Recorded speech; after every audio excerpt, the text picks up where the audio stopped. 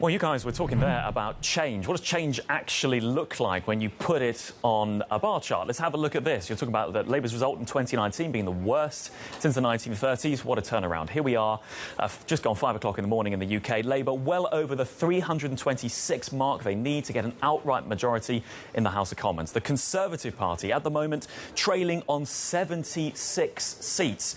There's a lot to unpack from these numbers, not least the return of the Liberal Democrats, seemingly coming back as the third force in British politics. The SNP, the Scottish National Party, of course, who've been campaigning for a second referendum on Scottish independence, it seems their vote has collapsed. Labour regaining ground in Scotland. And the Reform Party of Nigel Farage, here already having won 4 seats, the exit poll predicting more. Let's show you this, but on a map. All of this is on Bloomberg.com. You can have a go yourself, looking at the interactive tracker as the results come in. And as you can see, it's a sea of red and a sea of white dots. The white dots showing where Labour is picking up seats. And really, from Scotland all the way through the Conservative heartland, I mean, they even picked up Aldershot, the home of the British military. Labour sweeping the board. Caroline was talking there about reform being a real sort of influence, and that is true. Even in seats they're not winning, the Reform Party of Nigel Farage positioning themselves to the right of the Tories, coming second in a lot of seats. That, of course, is changing the national picture. Good morning, Tom. Yeah, well, it makes it very easy to monitor when the map behind me here, the Bloomberg Live tracker, is updating in real time. Now, 90% of constituencies declared. And when you're thinking about the majority and why these little dots matter, what we are looking at is a realignment in British politics. We are seeing Labour demolish the Conservatives with the help, is worth saying, of Nigel Farage's right-wing Reform Party. Nigel Farage wasn't even going to stand in this election at the beginning, but his party coming second, in fact, chopping down the Conservative vote in many seats, which led to the Tories, in many cases, losing their overall majority in those seats. Now, why does this matter? Why does any of this matter? This is a huge change. Remember 2019? Boris Johnson got an 80-seat majority, get Brexit done. The Conservatives seem poised for maybe 10 years, people were saying, in government.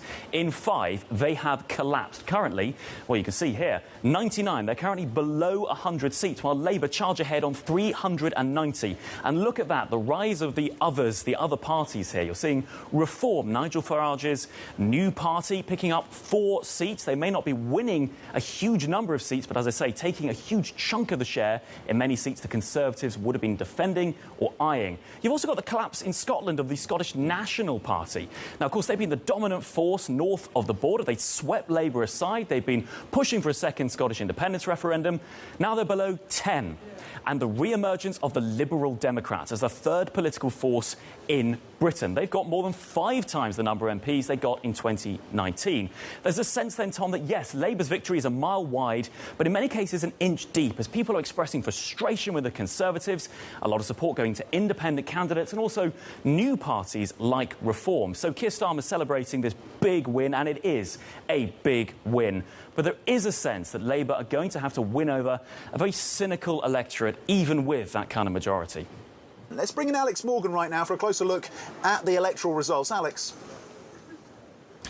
Well, good morning, Tom. There's nothing subtle about that, is there? This is our Bloomberg Live results tracker. And when you're looking at who's won, Labour, 399. We're expecting that to update any minute to cross the 400 mark. The Conservatives, the government of 14 years, languishing on 106, could be heading for their worst ever result. There's 100 different ways to read this, but let's look at Labour, the new administration. You're seeing here this huge majority on paper. In fact, when you put it on the map, you can see a sea of red from Scotland, where they swept aside the Scottish National Party, right the way down into the Conservative heartlands in the southeast of England.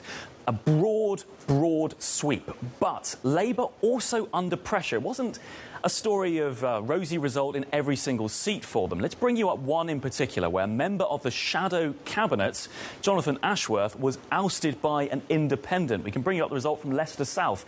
Now, that is overturning a huge Labour majority in that seat. You can see there, coming down to a couple of percent between the two. The issue of Gaza costing Labour dearly. We saw that biting into their vote in a number of areas around the country. And there is a sense in which, yes, on paper, Labour has that hugely unsubtle, massive win.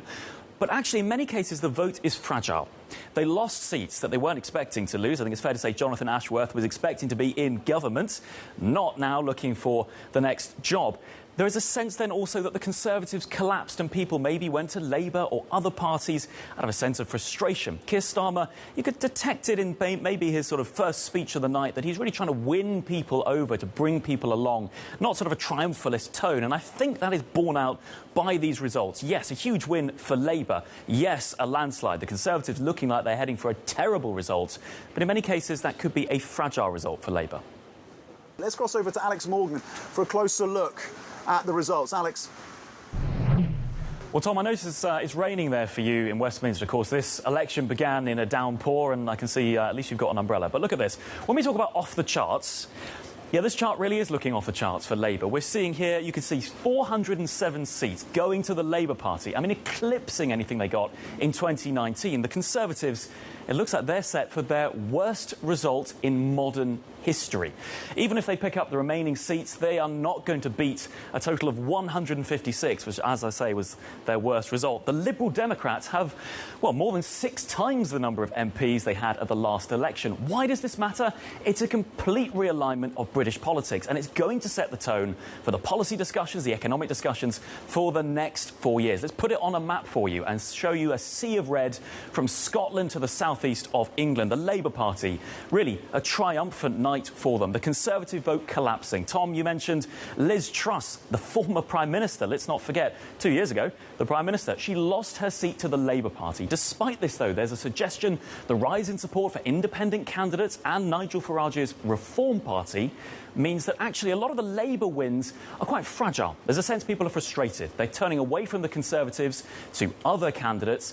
But also in the Conservative seats, certainly there's this rise of reform which has cost them dearly. And you can see here Nigel Farage in Clacton, who wasn't even standing at the beginning of the election, the leader of the Reform Party, architect of Brexit, picking up a seat in Clacton from the Conservatives with 46% of the votes. He's going to be a very vocal voice, and he says he's now coming for the Labour government. So, Tom, a complete realignment, really dramatic stuff.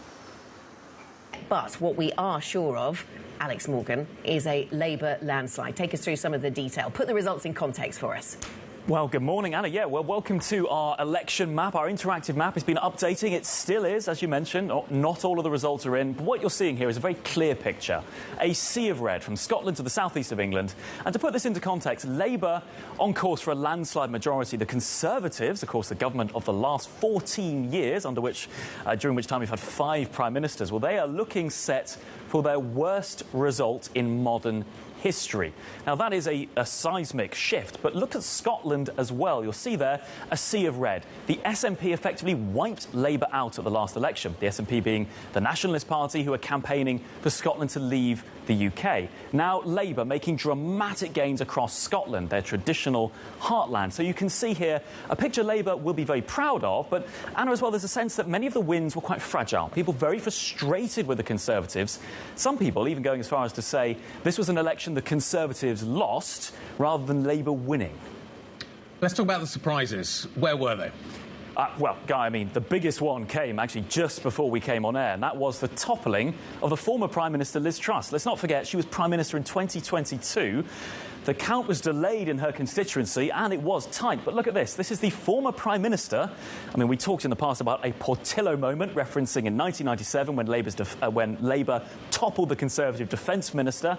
Now they've toppled a former Prime Minister. You can see there, Labour just squeaking that, but a real humiliation, a seismic shift really there to see a former Prime Minister ousted like that. That's been one highlight. I think another highlight has been Jeremy Hunt, the Chancellor, just clinging on. He was really seen as a bit of a goner. He, of course, being a Conservative, the Liberal Democrats, that third force now again in British politics, coming up his flank. They did not manage to topple him, and that matters for the future of the Conservative Party. Jeremy Hunt's seen as more towards the centre of that party at a time when Nigel Farage and the Reform Party are really eating into the Conservative vote.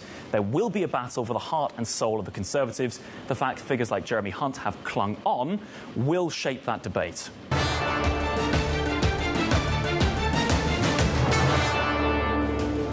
The next Prime Minister is in for a short honeymoon as the UK faces challenges on multiple fronts. For starters, there's growth, which is proving elusive. The economy is forecast to expand just 0.7% this year and 1.2% in 2025.